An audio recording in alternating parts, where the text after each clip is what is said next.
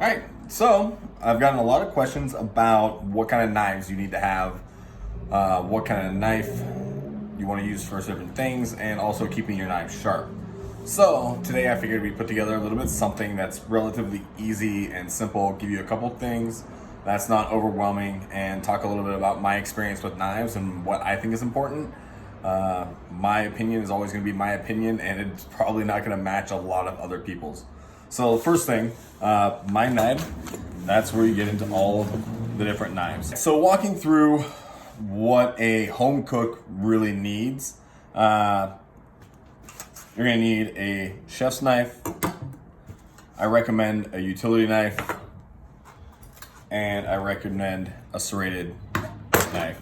So we'll shut these guys down, we'll put them away, and we'll talk about these three knives. So, chef's knife. I like to use a 10 to 12 inch chef's knife. When you talk about 10 to 12, they're talking about the heel of the blade to the tip of the blade. For me, it's all about weight in your hand, right? So, being able to hold something that has a nice, manageable weight. My hands are relatively large, so, a larger knife is gonna work for me. I've seen chefs use these ridiculous 14 to 16 inch blades and watch them fumble through things. Personally, that's not my style. I'm actually more likely to use my 6-inch utility knife for most of the things I do. I've actually butchered whole venison, aka deer, whole elk, and whole hogs with just this knife. They're extremely flexible. They have a good bend in them. And because they're light and sharp, you can kind of take nice long strokes of things and get through and peel things a lot thinner. And then of course your serrated knife, so any kind of bread cutting, cakes, anything that needs a little bit more of a sawing action is going to be your go-to knife here. Now when I talk about brands of knives, a lot of people are going to want to oh, well, I need to use Wusthof or Schön or Henkel, or Williams Sonoma has this really nice set of knives, or Target has a great set of knives. Personally, I used to be that kind of chef where everything was really important, what the name brand was. I had to have the most expensive kind of knife there was, and at the end of the day, knife does the same thing if you take care of it. So this knife right here that I've had for about 6 years, I've been using this one for pretty much everything daily chopping. And this is just a real simple chef's knife from Cash and Carry. It costs about $35, and it is a composition steel, so it's not stainless steel, and it's not tempered steel. So it's gonna hold an edge really sharp. I can get this thing extremely sharp, but it dulls out relatively quickly. The next knife that I have is my Schön. So this is a Schön knife. This is Japanese tungsten steel, and this thing will hold an edge when you put it on for anywhere from 6 to 8 months, but just a little bit of simple honing. It'll also get razor sharp.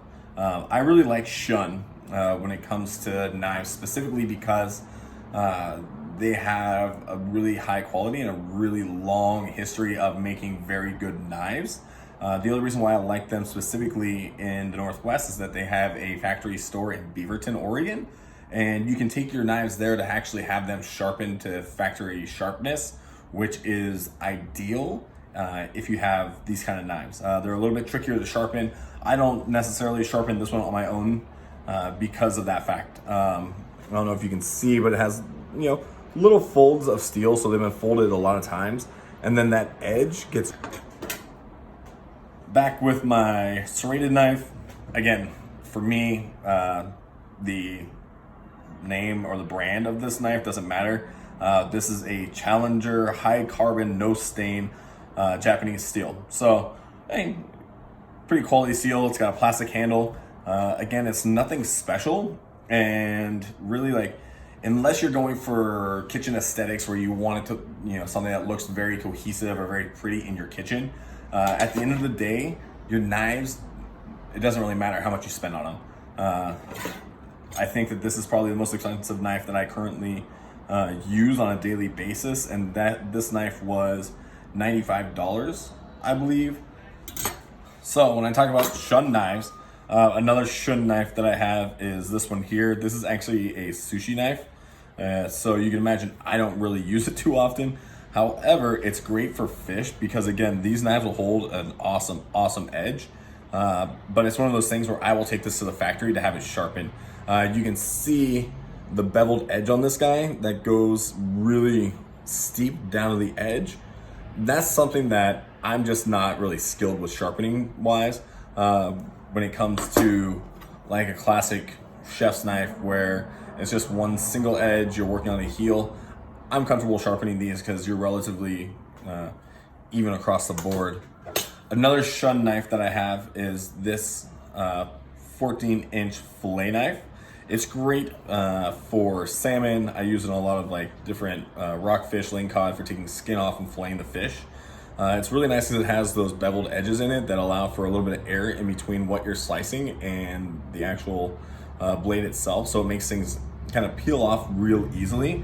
Shun also makes what's called a Santoku knife that is kind of shaped in a similar fashion to this sushi knife, and it'll also have those fins in it, and I recommend using one of those. Another knife that's good to have in your drawer is just a simple paring knife, and of course, you know, kind of a 8-inch utility chef's knife.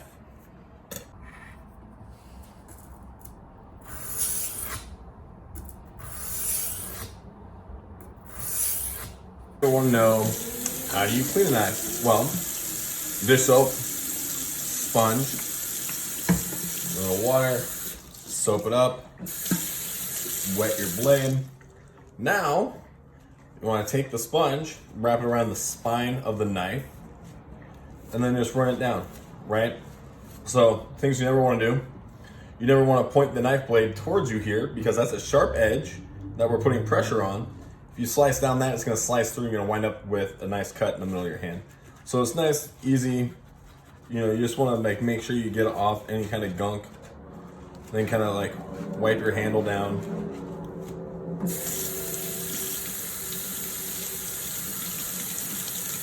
Give it a rinse.